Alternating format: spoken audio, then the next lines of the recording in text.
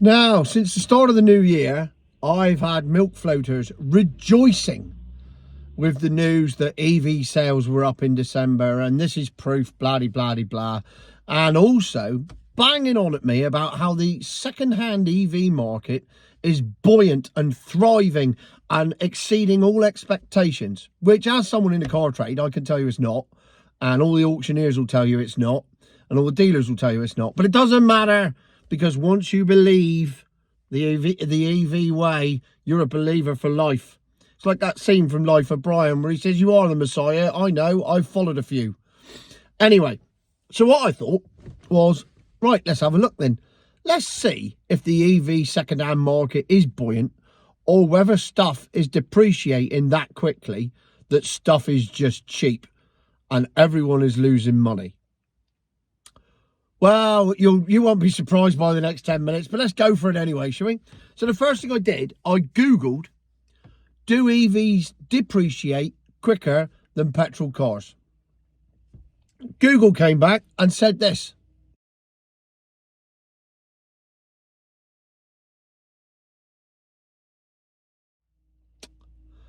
Now, you could take that with a pinch of salt if you like, because I knew they were lying.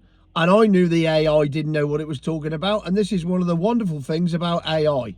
It talks shit. So, I then looked myself and did my own research rather than trust what Google AI had said, which was that EVs don't depreciate quicker. In fact, they depreciate very slowly. If only. So, I went on Auto Trader and... because I use Auto Trader for all these videos for one reason. Everybody can use it. I could go on all the auction sites and pull off all these trade figures. It means nothing. But if I use Auto Trader, everybody can go and see these cars for themselves. See that I haven't made it up. These are cars for people to buy every day. They're there. You can go and buy them right now. So my criteria was very simple. 3 years old, 30,000 miles. End of lease stuff. Because most milk floats are being leased. So therefore, after 3 years, they then go into the second-hand market to be sold. And if you watch one of my previous videos a while back, I said that there was a huge problem with the lease market because the balloon payment would not equal the value of the car. There would be a huge discrepancy of negative equity and the whole lease model is going to explode. So, with that in mind, without further ado, here we go. First car up, Audi e-tron. Now, all right, I picked an easy one because I know this thing's dropped like a stone and I know why, because I've driven them and they're shit. So, the Audi e-tron, here's the one I found on Auto Trader.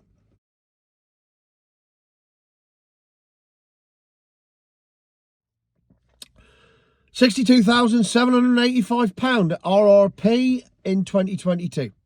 Now available for 23,250 quid. That's depreciation in 3 years of 39,535 quid, 63%. Now, the e-tron is basically a heavy Audi A6. A6 weighs about 1,800 kilos. The e-tron's about 2.5 ton. So it's the same car, just a lot heavier and a lot shitter for it. So I'll look up an Audi A6 Avant. So here's the one I found.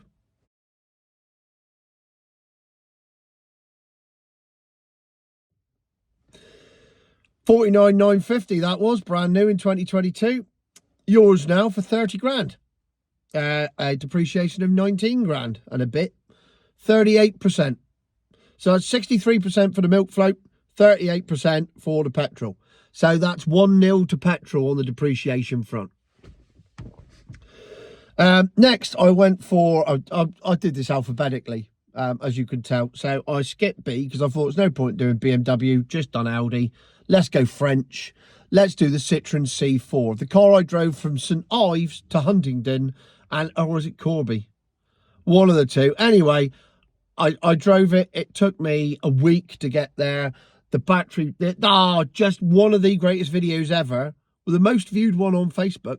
It's on YouTube. Watch the C4. Me trying to get an electric C4 from Cornwall to Northampton or wherever it was. I can't remember, but I know it was one of the journeys from hell. So the EC4 is 33 grand brand new. This is the one I found on Auto Trader.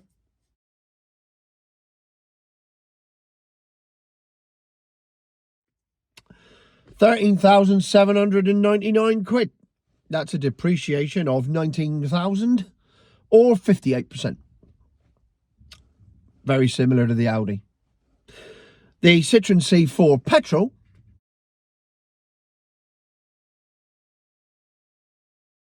that I found, 23,965 on the road. That was in 2022.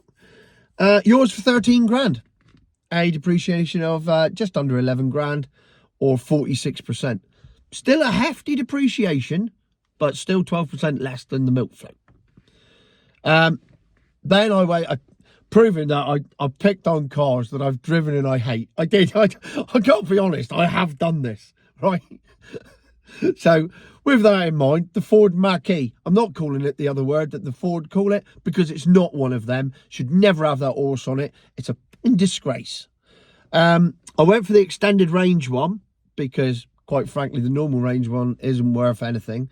So I went for the extended range one. This is the one I found.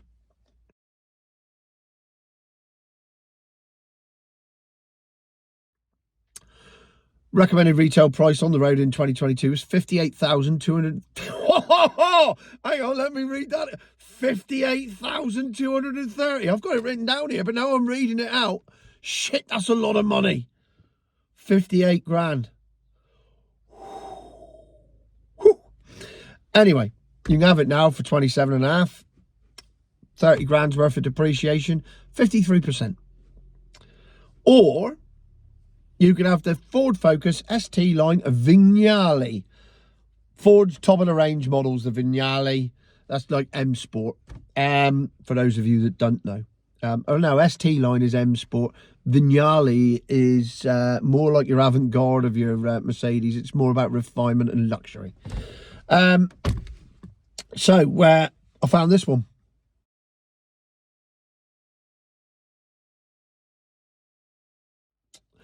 28,625 was the recommended retail price. Yours for a bargain price of 18,200 quid now. Drop 10 grand or 36%. So that's 53% against 36%. So that's 3-0 to the petrols. Moving down the alphabet. Jaguar I-Pace. The EV400 HSE model to be precise. Here it is.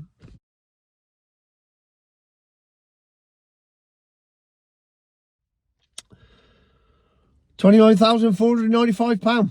Well, there you go. What a bargain that is. Not if you paid 65 grand brand new for it, because that's what it cost. Saying that, it's a Jaguar I-Pace and it's only 7 grand more than the bloody Mach-E. Nevertheless, the I-Pace dropped 36 grand in 3 years or 55%. Now this, and I promise you this is correct, I had to stop. This is why it's taken me so long to make this video. I had to check these figures 5 times to make sure these were correct. So I'm telling you now, pay attention. These figures are correct. I couldn't believe it. I looked at the F-Pace, petrol equivalent of the I-Pace, except 2 ton lighter. And therefore, better to drive for that reason. Apart from that, they're very similar. They're both really bland, boring Jaguars. But the F-Pace is so much better to drive because it doesn't have the same weight of a super tanker and actually goes round corners as opposed to drifting, wind-assisted round corners. Anyway, so I found this one on Auto Trader. There it is.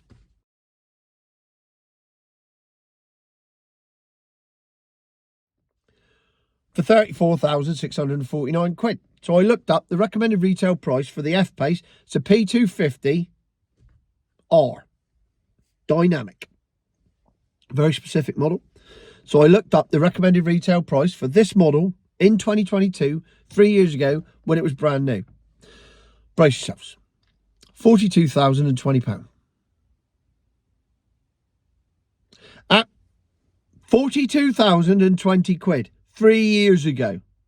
That car now from Cinch, check it out, it's there, £34,649. A depreciation of a mere 7,371. 17.5%. That's all it's depreciated in 3 years. That's mental. And I would have thought that is going to win the depreciation figures of the day. I was wrong. So look at the difference. 55% for the milk float, 17.5% for the petrol. That's 4-0 to the petrols. But the EV second-hand market, it's buoyant. And there's no problem with depreciation. You don't know what you're talking about. Really? There is if you bought one. Or if you're the finance company that leased it and now you've got a huge black hole and it's all going to come back somehow. Something's got to give. Anyway, moving swiftly on. It's proven to be a long video, this one, isn't it? I went for the MG. For those of you that drive along the M5, the MGs are all parked up at Portbury Dock off the M5 in Bristol. As you go over the flyover, they're all there. I've picked one in the colour that you can see them in the car park there right now. There's hundreds of them parked there.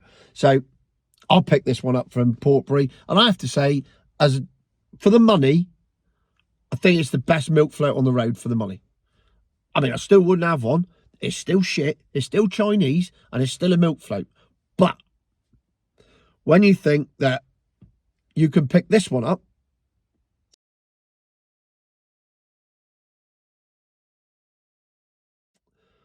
for 14 grand, it was 27 brand new.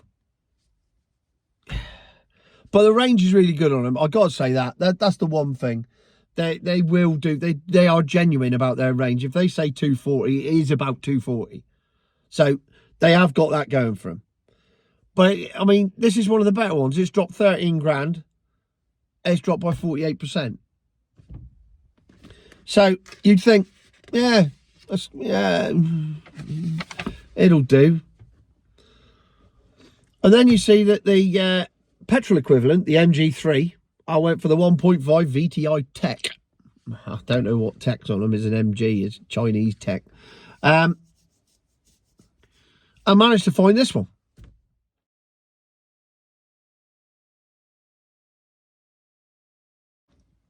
For 9,500 quid. So I looked up the recommended retail price for an MG3 1.5 VTI Tech on the road, brand new in 2022. This is the second revelation of today. 12,795 quid.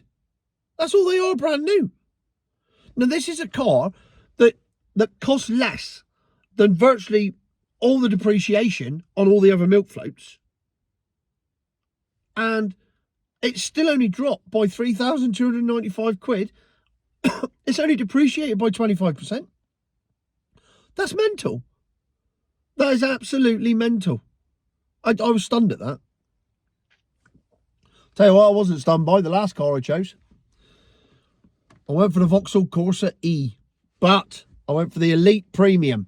Top of the range. In burnt orange. Let's have a look at it.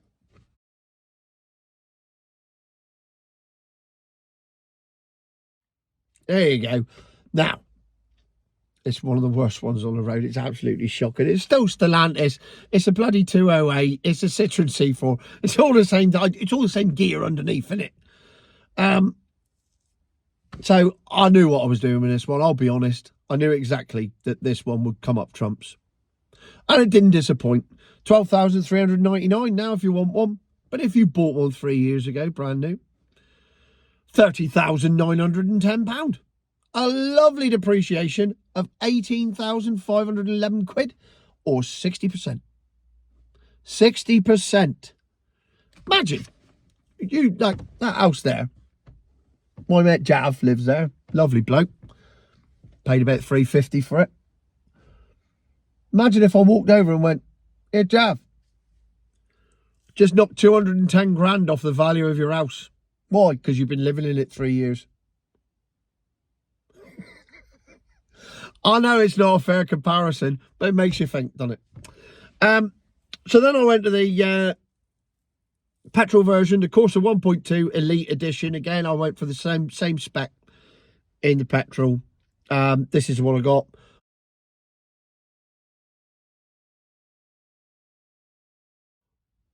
I went for the same colour. I thought, compare like for like. £19,445 on the road. That was 3 years ago. Less than 20 grand, brand new. Now yours for £11,570. 7,875 depreciation, 40%. One of the higher ones, but nevertheless, still 20% less than the milk float. So there you go. That's 6-0. 6 random cars picked off Auto Trader, petrol equivalents. The difference in depreciation between electric and petrol is as follows. A quick review using my Carol Vorderman quick maths. Audi 25%, Citroen 12%, Ford 17%, Jaguar 37.5%, and MG is different page, you see, 23%, and Vauxhall 20%. So those are the types of money you can expect to lose if you buy a brand new one, which explains better than any government statistic or SMMT survey ever will why the private market for buying brand new milk floats has gone through the floor. Because anybody worth their salt walking into a showroom is going to look to see what this is going to be worth in 3 years' time once they've parted with their hard-earned cash. And the answer is all. So that's why nobody's buying them, and that's why everyone's saying, I'll have one on lease. Now, if you take the Audi e-tron, for example, let's take the first one. That was £62,785 on the road. Chances are you would have paid a £3,000 deposit and about £400 a month over 3 years. So, 412s is 48. 48 times 3 is 14,400 plus your £3,000 deposit, 17,400. So you've paid 17,400 for that car over 3 years. So therefore, at the end of the 3 years, the finance company needs that car to be worth around about 45 grand. The car's on sale for 23. So there's a loss of 22,000 for everyone that was sold on lease. A loss of 22,000. Every single car. Who's sucking that up? And that is why, along with all the other reasons, you can only come to one conclusion, which is as follows. Future my arse.